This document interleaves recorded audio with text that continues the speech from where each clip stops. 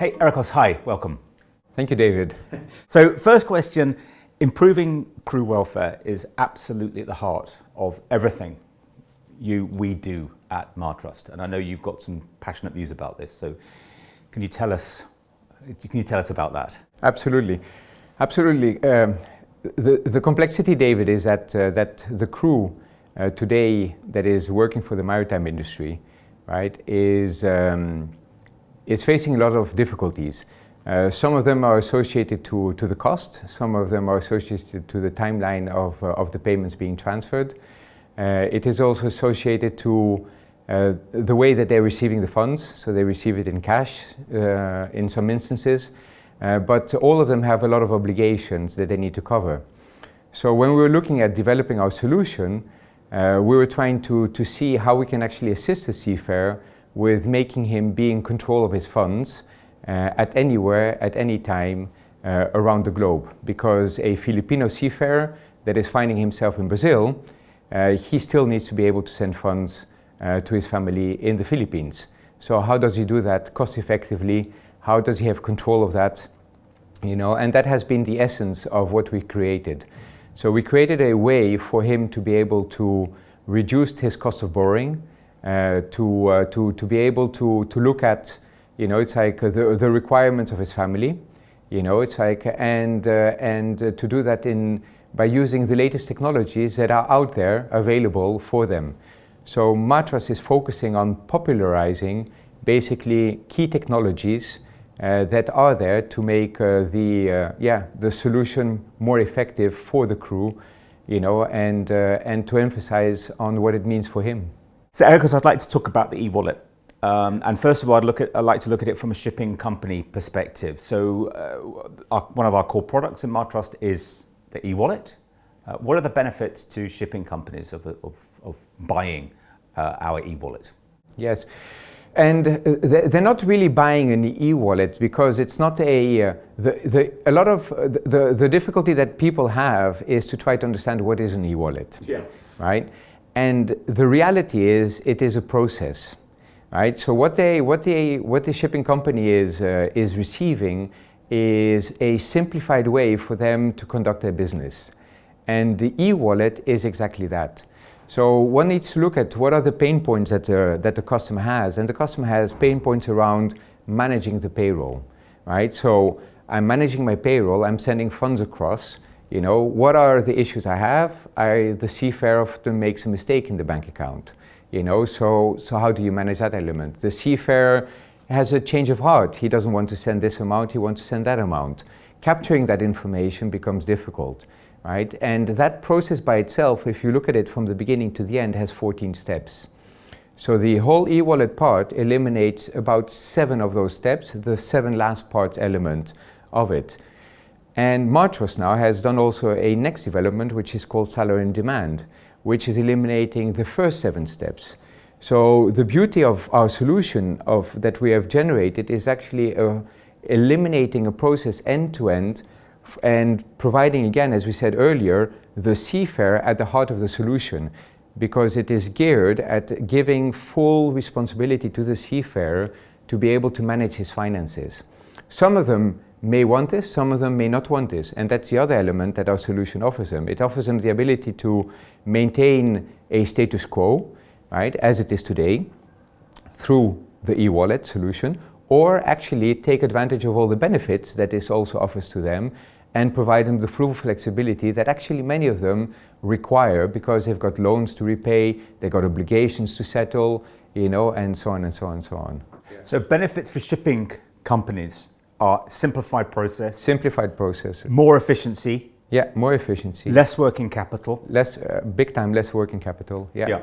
And a better solution for their crew. For their crew, absolutely. I mean, if you just assume that those 14 steps require one email, right, to be sent at 14 different stages, there's 14 emails that are gone. If every email that you read is, let's just say 10 seconds, right, which is of course very conservative, you know, you just save 140 seconds per crew. You got 1,000 crew members and you multiply that times 12 months, you realize the amount of saving that is happening within the organization and actually the amount of time that you don't have to focus on this anymore, right? It's an email, somebody has to approve the transfer and so forth. And of course, the other component is the cost part, because Martrust, as an aggregator, we are cost competitive, right? It's like we focus in differentiating ourselves from a perspective of services, but funny enough, our prices are also cost competitive against the traditional banking setup. Great. So that's the benefits for the shipping companies. Yeah. Looking at the seafarers, Yeah. what's the upsides for a seafarer? Well, the big upside for the seafarer is first of all, they have a US dollar account in Europe. You know, it's like that by itself. In the beginning, we were having question marks if that is really a differentiator for them. But we saw that Filipino seafarers, for instance, they leave about 30% of their funds in that account. So there must be a reason why they're doing that. And the answer is, you know, because you don't want to be leaving all your funds in Philippines. Also, many seafarers probably cannot have a US dollar account in the Philippines. So now you're offering it to a rating that is earning $1,500. He suddenly can have a US dollar account in Europe. The other element is that now you've got this US dollar account, how do you make it also cost effective for him? You know, so we are taking away the traditional way of doing transfers at a cross-border level. We're actually bringing in a lot of fintech solutions into this so that they can actually do it cost effective, and it is also quite nearly instantaneous for them to be able to transfer funds from Europe into the Philippines. So now it doesn't really matter where those funds are, but you have the benefit of all of this. And finally, David, if I may just say so, the other component is we are making each solution a multi-currency solution. So it's not just about having US dollars, it's also about having those other 7 currencies wherever they are traveling. Now their costs are local currency costs, right? So they don't pay anymore this 3.5%, 5.5%. They just pay, you know, a certain amount, which is probably 80 to 90% lower than what they pay with their card. You know, it's like, and they are able to enjoy the full security and safeguarding element of the regulatory setup that we have. So for crew, it's more convenient, it's more cost effective, it's safer because there's less cash. Yeah. And they're generally in more control. Absolutely, much more control. And they're getting the benefit of the regulatory structure of the UK and the European Union that are at the forefront of the financial industry, especially if anything associated with the payment industry. They're the most innovatives. So Singapore, for instance, has followed whatever Europe is doing. Philippines is trying to follow these set of regulations, right?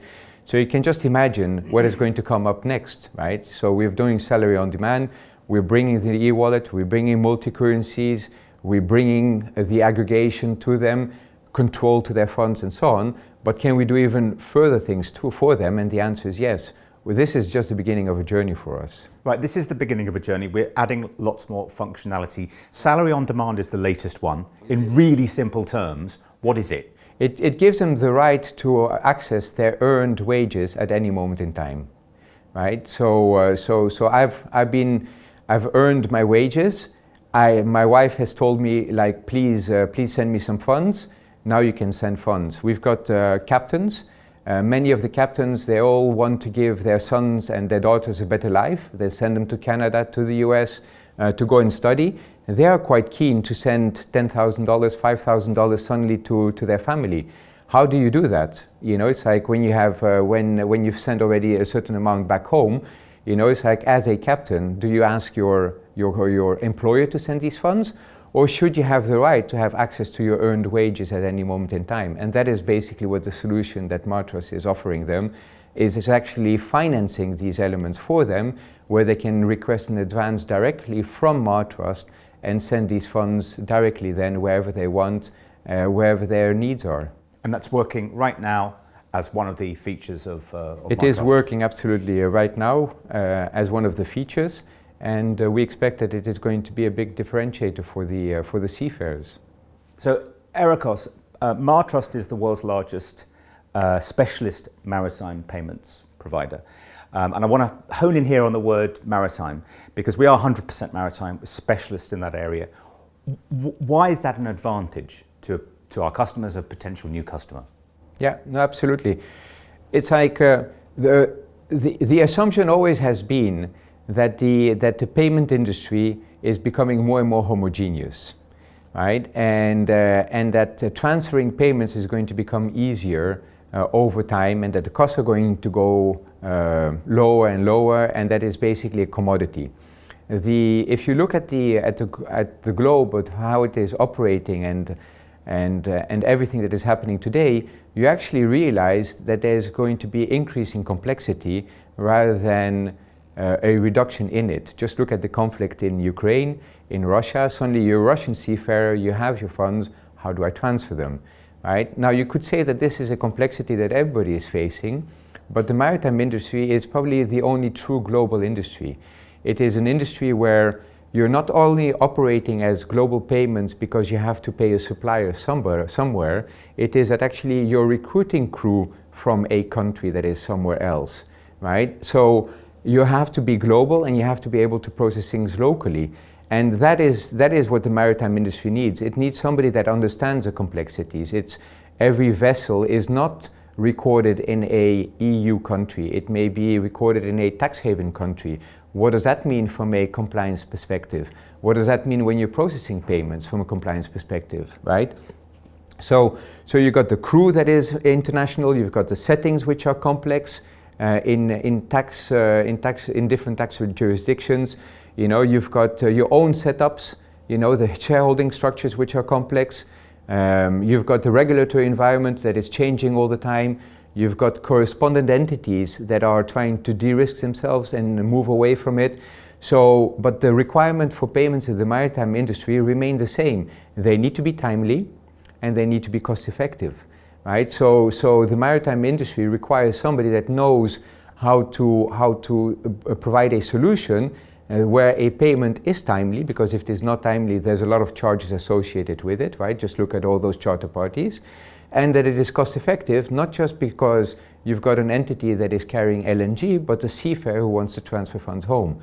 So being somebody that understands these sensitivities and these complexities is a requirement for our industry, and that is why we are solely focusing on the maritime industry. So we do supplier payments on behalf of our customers. Yeah. So can you talk a little bit about that product? Absolutely. And this brings us again to the same thing, David, that we're talking about, right? So as an organization in Marcura, we always try to simplify our customers' processes and assist them with transforming the way that they operate by bringing value. And most of that value always results in a payment, right? Because you have these processes, because at the end of the day, you will have to pay something. You have to settle something. So supplier payments, as simple as they sound, you know, come through a complex process again.